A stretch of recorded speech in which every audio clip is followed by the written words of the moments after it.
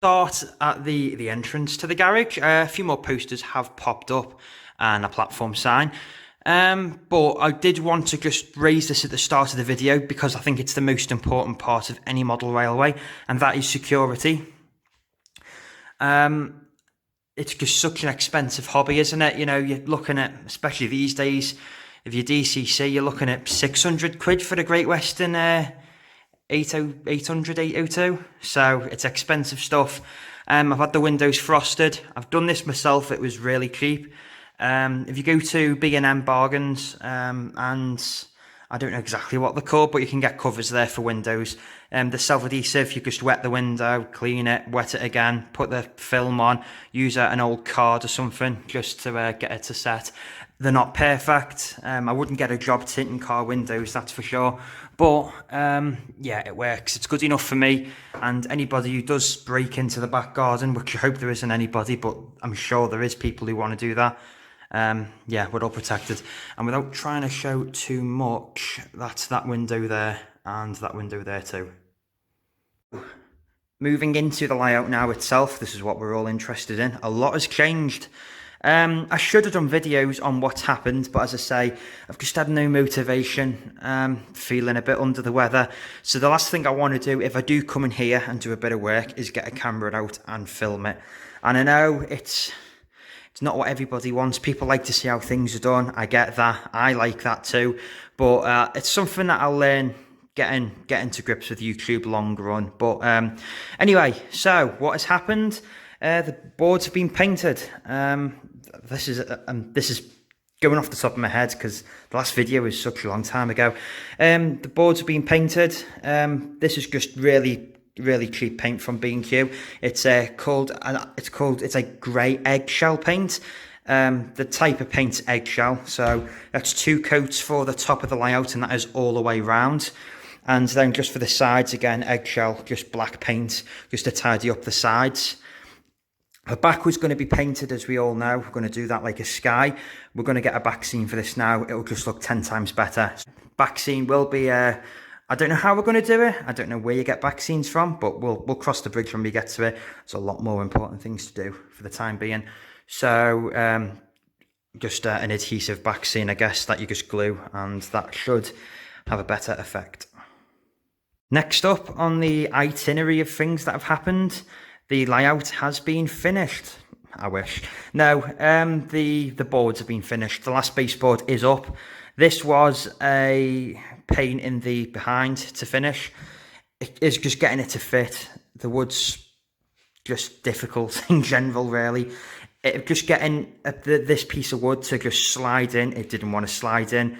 So a lot of swearing, a lot of just hitting it with hammers, and cutting it and fitting it and taking it out and cutting it again and hammering it and putting it in. It is down now. It's 4 foot wide, and it just finishes off the layout. This is going to be the site of the TMD, which is going to start here and run along down here, as we all know. So that is finished, and working our way around, we have cork and we have track. Has been such a long time. So the cork is I think it was 7 meters long or something ridiculous like that. We've got loads of it. It's 4 millimeters thick, and that is going to go all over the layout. Well, it is and it isn't. It's going to go all over the fiddle yard, which it already has done. On the scenic side, it will just go over the track to create the ballast shoulder. So what we're working on first is done. We were going to do this with copy decks, and we did buy copy decks, and it went wrong straight away. Should have known really from the start, and it is my fault this. I know my friend who helps me with all of this will be watching laughing at this.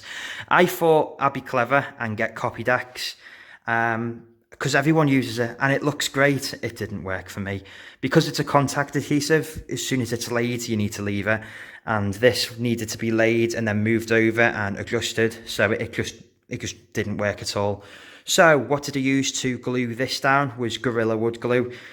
What we've used for constructing the baseboards, really. It was dead simple and just lots of weights. I think we had every paint can in Liverpool on this entire side of the layout to get it to work, and it has done. We probably will use copy decks for the scenic side, but for the time being, no, just stick So Gorilla Wood glue and keep it simple. And that brings us on to track. So for those of you who are building layouts now, should know that this stuff is like gold dust at the moment. You just can't buy it. This is code 75 Pico track. I would have liked code 100 on the Fiddle yard, but good luck buying that. So we've gone for code 75. I've scoured the internet for days to find the last box, which I managed to get from Model Railways Direct. So shout out to them. They were fantastic. It took, I think, 2 days to get here. So fabulous. It's just ski whiff at the moment. We haven't got enough to lay the Fiddle yard. We've got no points. The points, I've ordered 2 of them, and I'm going to order the other 6 shortly to finish this side. And I've started doing some mock-ups with curved points, how we're going to do it. I'm just toying really with the radiuses for these curves. I don't want, and I've been saying this to myself time and time again, I do not want any like tram radius curves. That's the best way to describe it. If you go on a tram, you'll see how tight the curves are, and I don't want that. I want the curves to be as relaxed as possible within an 8-foot environment. It's not the widest garage in the world, and we are limited in that. So it's just a case of let's get them as relaxed as possible. So that's what we've done there. These are just printouts from Pico. Left-hand curved points.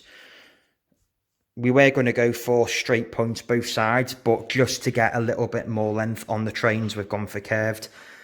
Just to summarise again, this is a 8-car Pendolino. We've put a Mark III in previously just to test 9. 9 fits. With curved points, we can have an 11-car Pendolino, so we'll probably be able to get a 12-car 350 and a decent length Freightliner, so that'll do. So again, it's just at really early stages, a case of just playing about with what track we've got and testing a few ideas until we get more Pico products in. Track setters we need insulated fish plates for these. Until I've got that, there's not a lot I can do. So it's just a case of waiting for stuff to come in stock, jumping at the chance when it does come in. And finally, just to summarise this update in such a crude way, because it has been a crude video, this is the control panel for the layout. Well, for the Fiddle yard side of the layout, split into 2. This was made by my friend, so yeah, I'm not claiming this at all, but it's fab work. How we've constructed this, it's just 9mm ply and just the battens for the side of the layout that we've used just to make this as well. He used his old pool cue, I think it was, a pool cue box, snooker cue box, whatever. And yeah, so that's been used for these and for the hinges at the back. And that means that if we do need to come in here, which we will plenty of times, to wire things up, it's just a case of undo the clip and lift it up, and all your points are going to be on here, and then all the associated wiring will be in there. This side is going to be for the 12-volt DC controller, which I think we're going to mount that inside here. And that's just going to be to provide the 12 volts for the accessory bus wire. It's not going to power the track. This is going to be DCC. So it's just somewhere to tuck the controller out the way. And they've been done in separate parts just to break it up, really. I have got a few additions I have bought, so we will float over and have a nosy now. It's not an exciting, but if anybody's after power tools or whatever, Lidl have got loads of like DIY ranges in. So I picked this up for £4.99, I think, to help in hand, help with soldering, whatever, magnifying glass, and it holds a soldering iron. So good little bit of kit. Lidl have got these in. They're in Liverpool anyway. They might be in the rest of the country, not sure. And this one, a little bit sceptical over, but I thought I'd give it a go. It wasn't too expensive. It's a cordless soldering iron. We have got a normal soldering iron as well, but if it works, fantastic. If it doesn't, there's not really a lot lost there. That's pretty much it, unless you spot any additional posters I've thrown up. There may be one or two. I've summed it up really quickly there, and I've probably not done it justice enough, but it's just the way I record videos. I'm no expert at it at all. So a lot of work's gone into this, and it doesn't seem like a lot of work, but when I did my last video, we still had bare exposed wooden surfaces on the tops of the boards. That had just been finished. You could literally walk in. This wasn't here at all. And now the point up there, the box weren't there for the points and whatnot. So it's slow progress really, and that it's purely because of COVID-19 why it's taken so long. Pico running at, I think it's half capacity, reduced capacity, split work and whatever. It's what I hear on RM Web anyway. So they're not making as much as they would normally, and everybody's jumped at building layouts, and I'm included in that. At the end of the day, if people are going to be spending more time at home, then it's a pretty good way to pass the time. So until I get more track and do more stuff, the updates will continue to flow, I guess. What have I got to do, or what is coming in the next few days? I have a straight track setter just to ensure that all this flexi track is nice and straight. This first time I've worked with flexi track, it is rather difficult. I'm going to have to buy some to do the curves as well, just to make sure that they're nice and relaxed. We don't want any first, second or third radiuses. Maybe third at a push, but definitely not second or first radiuses. We need to buy the switches for here. Big tip to anybody who wants to get switches for the layout: don't buy them from retailers that are expensive. You can buy them on eBay for a lot cheaper. I think it was like maybe 1 or 2 for £3 at a retailer, and you can get 5 of them for £4 on eBay. So just shop around, make sure that you don't get ripped off for simple stuff. A lot of it is just bought in bulk, repackaged and sold on for a profit anyway. So it is worth just making sure that you shop around and get the cheapest possible price, especially in these times now with what's going on. What else has happened? Yeah, I've got some I've just got some normal fish plates. The Trek, the Pendolino and the 57s on. That's all fish plated. That was a learning curve for me because I cut my fingers with a Stanley knife trying to take the chairs off on the end of the flexi track. But I've learnt my lesson now, and I shouldn't do that again. I have track pins as well, but we're not going to pin anything down for the time being.